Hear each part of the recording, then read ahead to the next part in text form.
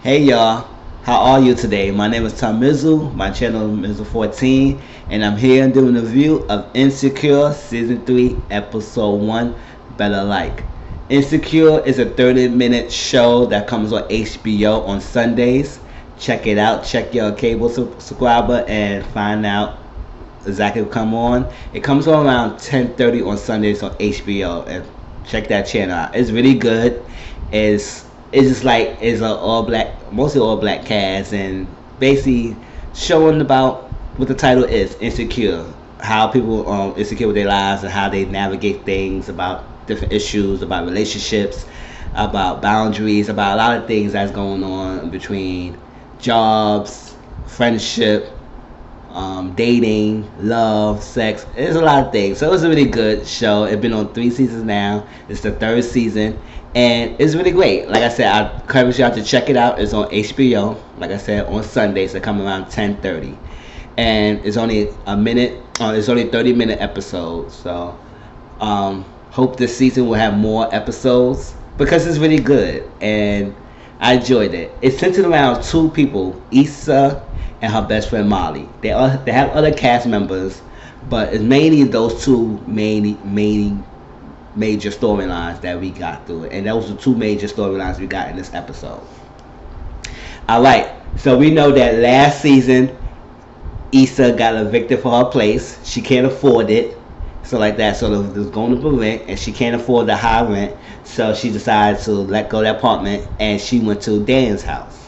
Dale is a guy that she used to mess with, that she cheated on Lawrence with.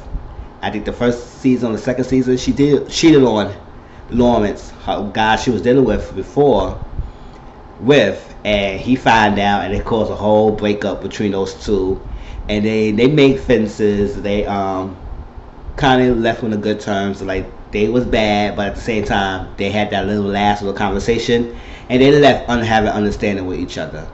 So she decided to go with Daniel because I guess she had nowhere to go. Or she had options, but she chose to go to Daniel's house and sleep on his couch.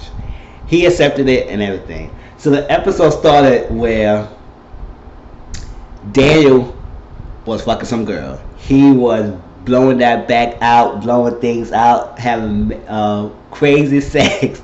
And she was sleeping on the couch. And she was loud. She was moaning loud and everything. She right there. Issa cannot sleep, so she was like, "Oh my!" Come trying to cover her ears. It's like, what the hell? The girl was moaning. It was crazy. So you got to sit there and listen to it. You hear somebody couch, and you know that your roommate is fucking, and you can't do nothing about it, and you not doing nothing yourself either. So she get a text. I guess she working for Lyft now because she get a thing on her phone, and she started to leave. When she leaves, she pick up a customer, and he threw up on her car. So she working for Lyft. So I said, oh, man, she's making some side money. And we still to find out she's still working at We Got Y'all. Remember, We Got Y'all is like this organization that work with inner city youth kids in high schools and helping them build futures and work with them to build community. They have the resources that they needed in this inner city youth, inner city kids. And Issa is mainly one of the only black token person at the organization, and it's most majority white people. So they're working at these schools where they deal with majority black and Latino students and kids, but they organization is mainly house white people. So a lot of schools like that, where we got this episode, is kind of backing away from the organization because they feel like it's not enough minorities in the staff so the kids identify with. They said it's mostly, the organization is mostly Eurocentric. They a lot of their policies, a lot of the stuff they do is mainly centered around the white privilege or white counterparts instead of helping with the inner city kids youth. So it's like a lot of principles is like backing away, going to other organizations that align with their mission, which is understandable. It doesn't say like, does not mean that organizations like who have predominantly white staff members is not going to be effective at the school. It's just that sometimes kids and students identify with somebody who look like them, who went through the same struggles, who went through the same neighborhoods, who lived in the same neighborhoods, who know their struggles, who know their life histories. They like life histories, life major events, struggles as well. So similar struggles and similar backgrounds. They usually open up identifying somebody close to who look like them instead of a white counterpart. Doesn't mean they may not get the exact um, they might not get the exact doesn't mean they won't get the exact effect that a person who would color will have on a student. It is that students will feel more comfortable talking to someone who's black or Latino. So the fact that the staff is not really reflecting the schools that they're working with, a lot of schools is backing out from their organization. And so Issa was calling schools, and they was telling her this, but she was, I guess she went overboard because she started going back to schools and asking them why exactly the schools is taking them off their partnership, and they explained to these things. And her friend that she was working with, I forgot her name, who was working the field with, she got promoted, and Issa got demoted to field desk, and she's not on the field anymore. So she's working at the desk now, and she just got desk duties. And she asked the lady, did you talk to the boss about getting her back on the field? And she said she want to ruffle her feathers because the lady's angry and she just don't want to mess her job up that she got this promotion. So she understand. So when later on she went to talk to the lady about it, and the lady said, where you get this from? She said, I took the initiative to call the schools and tell them this is exactly what happened. And then she thought it was okay to overstep and go to the chair people of the organization and explain things to them. And the lady was pissed off. She said that's not okay, and everything that's issues that we have, you was involved into it. You involved in it. You in the center of it. So maybe you need to work on who you are, better yourself, and figure out what you're doing instead of you trying to come to me about some things that we not doing. I said that basically blew her off, basically dissed her right in front of her face. So Issa was like, wow. So she left. And she said, figure yourself out. That's what lady told Issa. Figure yourself out before you come to me about some things about our organization. I was like, oh, all right. I guess she's not facing the fact that a lot of the schools that she is working with is backing out from the organization. So I guess she's feeling the heat about that. And then she don't want to take the opportunity to accept the fact that something is wrong going with the organization and she need to fix it. So then we get Molly, right? So Molly was on vacation. She took a vacation from her job and everything because remember she switched jobs and she signed up with a new law company, and she working on that. But before she's going to the new one, she took a vacation. She on vacation said she started on the beach having a good time, talking to this guy, and he said something about he going to the States or something to move there, and she said, "Oh, you got the visa?" And it's like insinuating that he's not in the country and he's not a citizen, and he said, no, I live in Cincinnati. And she said, oh. I said, Molly, you always jump to conclusions about things. Like, that's a Molly problem. So Molly came back home to I forgot, LA. Came back home to LA, and they was Issa picked her up, and they had a good time and enjoyed it. So they went to go to eat, and when they went to eat, they had to sit down and talk about. And then Molly said she on this know better, do better kind of mentality, that she not gonna step back with how she was before, and she gonna better herself. She blooping blapping things and say, bloop, I did with this guy, bloop, I bap him out, bloop, blap. I was like, oh girl, she was doing too much. So Molly asked Issa, said, what's going on? It's like Issa said she just trying to get her money up so she can get her own place and everything, because she been with Daniel in his house for like 2 weeks or something now, and she trying to get out. And she said, you don't need to do Lyft. And she said, I know, but I need some extra money, and extra extra money, extra cash to save up so she can move out the house, because she not paying rent, and he helping her stay there, so she could just work, save her money up so she could get her own place. And Molly get a call from Dro. I said, oh, here's this Dro again. If y'all remember who Dro is the guy that Molly used to be best friends with. They grew up childhood, they know each other. But Dro is married now, But last season he dropped the bomb and said that him and Candace had this open relationship, so they could go out and have sex with any other people and still be together, as long as they open honest with their relationship, who they having dealing with, then they keep their marriage together. But they cannot have any secrets with each other. That's what open marriage relationship works. Is that you go out and do your thing, but you come back and tell me exactly what's going on, so I won't be blindsided or like not feeling that I don't know the issue of the relationship, know the issue of what's going on, or any secrets that's happening around marriage. We have an open relationship doesn't mean you keep secrets. So I don't know. All I'm thinking that this lady don't know about Molly. I don't think that she's. I thought that he's lying. Everything. I don't know what's going on. We still haven't heard Candy's side of the story. Actually, if it's true or not. If what he said was good, that they do have an open relationship, but it comes to terms that we know that they have an open relationship according to Dro.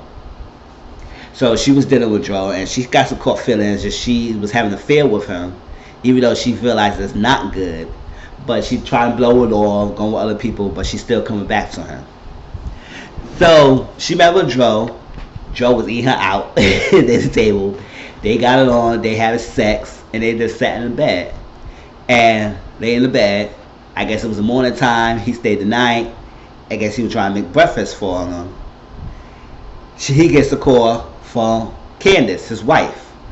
And Molly was on her feelings. I said, see, this is exactly what's going on. If you can't handle it, let it go. You should never you should never got involved with this guy if you can't accept the fact that he's married, or you can't let the things go or be in your feelings, because it's either you accept it and do what you got to do, or move on and go find somebody else who's free, who's single, who's not married. You can have all the sex you want, you can build something. But Molly think it's like she wants everybody to be this perfect kind of bubble, like last season she wanted everybody to be her father, who's the best, like her father was, but she found out her father did cheat on his mother, and she took that to her heart and feel like, oh, he's not perfect. I thought he was a perfect guy, and I was comparing all my relationships to my father. He's still a good guy, but Molly's issue is that she just can't trust anyone, and she just can't really let go and open up to be with somebody that she want to be with. So she just does things to not figure out what she really wants. So with this Joe situation, is out of that she's deal with him, but at the same time, I don't think she understands exactly what she really wants to deal with him. It's like, do you actually want to stay doing this with him, or you want to find somebody who's just for you? If that's the case, Joe's not the one. So they had sex. She said, you know what, we need to build boundaries. He said, oh, what the boundaries? She said, oh, we're going to find out, or we just going to be somebody, just friends and no fucking, or acquaintances who just fuck. And say acquaintances fuck, and she said, we just fuck. But it would be no phone calls, no dates, no staying the night, and no getting in the morning and trying to make breakfast or cook for each other. And he said, oh, but we love pancakes or something like that, made a joke. And she said, serious. So when he said, okay, I can accept that, and at the exact same time, I don't think he really accepts it. I think he still feels that friendship with her.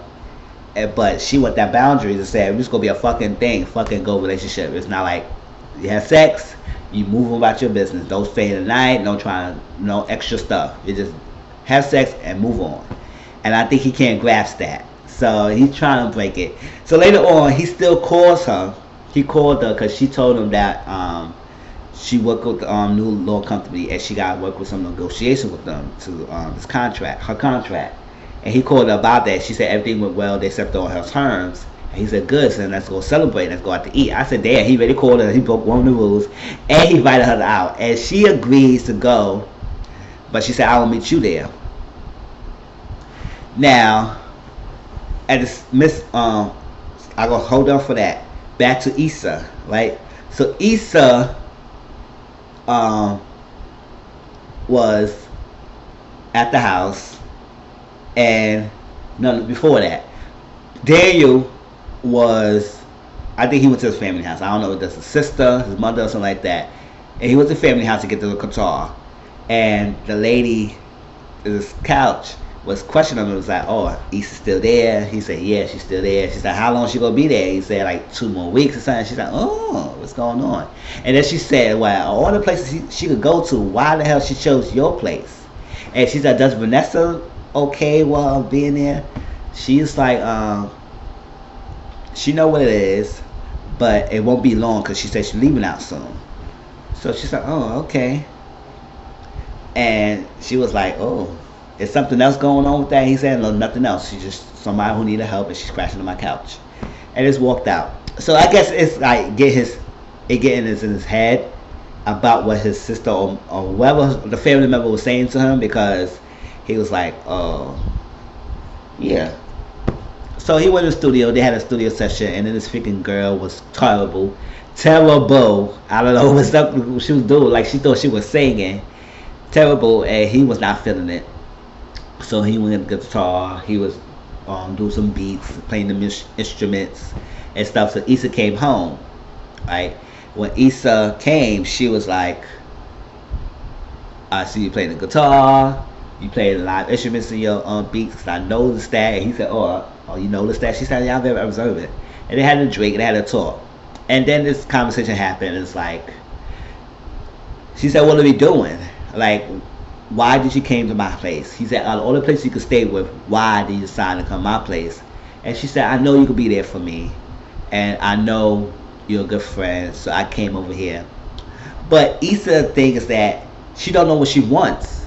It's like, is she dangling Daniel? Because Daniel really liked Issa, but then she played him too. It's like, because she trying to get back to Lawrence, that didn't work out, and then she was doing her whole rotation, and that whole thing was not working for her. She couldn't do that right.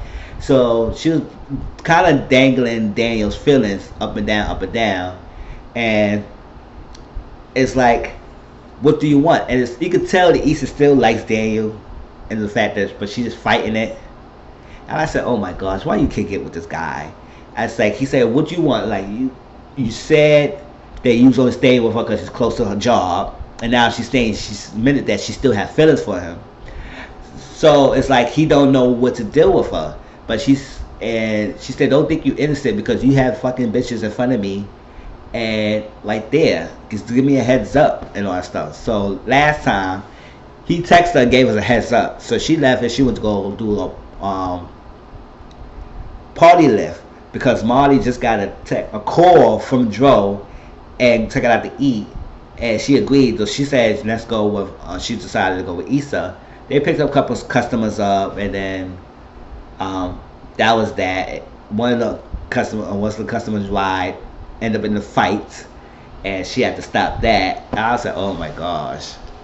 But that was funny. And she went back, and then she texted him when she was in the car. He didn't text back, so she was in her feelings of why you didn't text her back. And he said, I'm sorry, I forgot everything. And that's what he was asking her, what are we doing here? It's like, and she was like, I can't. It just, I like you. It's close to my job.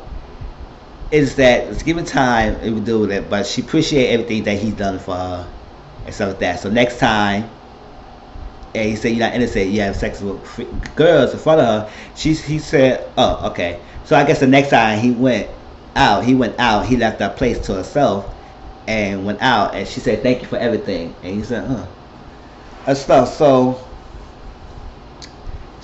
Issa still got the feelings for Daniel. She needs to get it together and see what she's gonna do. She's not together. Her finances not together. Her life is not together. Her love life is out of whack. I mean, she's not upfront with her feelings, and she just like to play these games with people, and people is not dealing with that. Molly, so jump back on Molly. I guess she was trying to meet up with Joe again.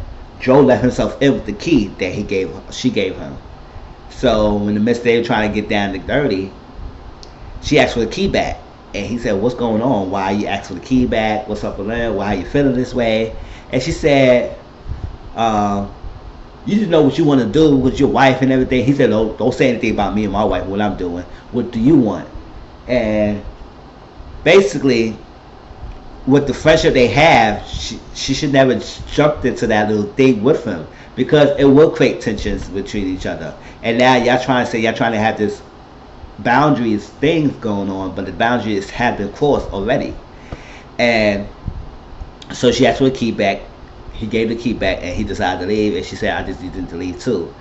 And I said, oh, I guess we're gonna see how that work out. I mean, if they go team starting going on with each other, or Marley gonna move on and find somebody else. I think Marley, you should move on and find somebody else instead of finding this superficial kind of things with everybody else, but still going back to Dro.